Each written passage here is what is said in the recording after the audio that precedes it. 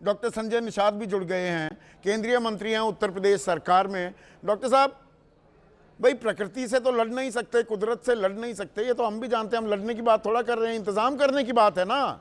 आप किसी को पागल कहने तक पहुंच जाएंगे। किस तरह की भाषा का इस्तेमाल कर रहे हैं आपके उप मुख्यमंत्री।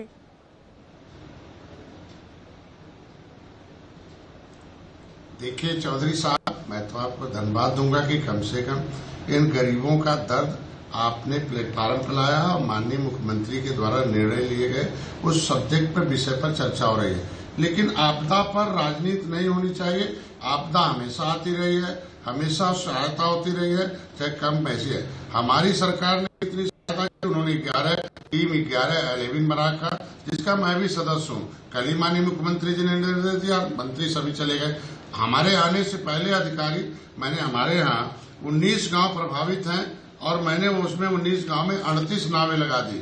और हमारे आने से पहले मैं गांव में गया तो पता चला कि आधे से ज्यादा लोग राहत सामग्री पा चुके हैं। तो ऐसे जब राहत सामग्री पा चुके हैं, जिनको नहीं मिला था उन्हें भोजन मिलता रहा, आज बाकी राहत सामग्री बढ़ रही है। उनके लिए चिकित्सा का है। एक मैं महिला से मिला, उसमें लगा भाई क्या मामला, देखा कि उसके डिलीवरी है, तुरंत सारे लोग गए, गांव में डिलीवरी हो गई और प्रीमेच्योर डिलीवरी थी। बाकी मैंने पता किया अभी समीक्षा बैठक में। मैं तो नहीं कहूंगा, सवाल यहाँ पर है, वो तो आप कहेंगे इतने लोगों को मिल गए, दूसरा कहेगा वहां नहीं मिला। डॉक्टर साहब एक मिनट, सवाल ये है, प्रयागराज में 20,000 करोड़ रुपए आपने इंतजाम लगाए दुरुस्त करने के लिए, वहां की व्यवस्था। भाई 100 करोड़ लोग आएंगे कुंभ में डुबकी लगाने, और वहां पे अब फिर से वहां पूरा शहर ही डूब रहा है। ये इंतजाम है या ये बद इंतजामी की जीती जागती मिसाल है? सवाल ये है। नहीं, ये तो देखो भाई, गंगा पुत्र गंगा में पैदा हुए, जमुना पुत्र जमुना के किनारे पैदा, सारे हैं। ये 80% तो निषाद है। पिछली सरकारों ने क्या इनके लिए किया था? हमारी सरकार तो आज के दिन में राहत जितना हो सकता दे दिया है। क्या इस सरकार, पिछली जो आज की राजनीति कर रहे हैं, ये नीचे रहने वाले, गंगा किनारे रहने वाले क्या किए थे? आज के दिन में 100 साल से जो बसे हुए हैं उनको तुरंत तो उजाड़ा नहीं जा सकता। मैं आपकी दुखती नस दबा दूंगा डॉक्टर साहब। अभी आप कसीदे पढ़ने लगे निषादों के लिए, मौजूदा सरकार ने क्या क्या किया।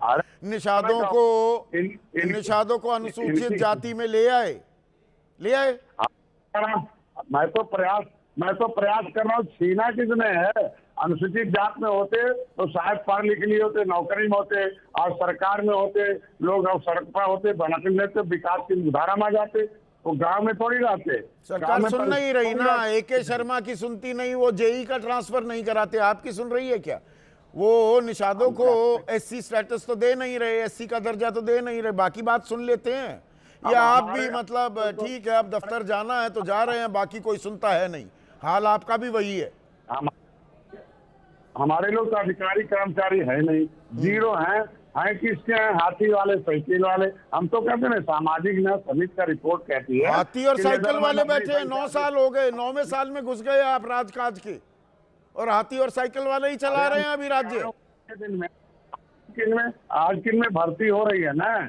अभी आपके सामने लाइव इसलिए बैठकर तो आया हूँ कि मैं पिछली सरकारों ने हमारे लोगों के लिए क्या किया है, इनसे पूछा जाना चाहिए। कि मैं सुबह से निकला हूं और अभी आके आपके पास बैठा हूं और सुबह से देखा हूं कि मछुआरों का जो दर्द था 70 साल से, खुशी इस बात का सबने खुशी जाहिर की। मतलब अगर मैं आपकी बात सही समझ रहा हूं डॉक्टर संजय निषाद, तो उत्तर प्रदेश के कद्दावर केंद्रीय मंत्री डॉक्टर संजय निषाद ये कह रहे हैं कि उत्तर प्रदेश के अधिकारी उनके मंत्रियों की नहीं सुनते।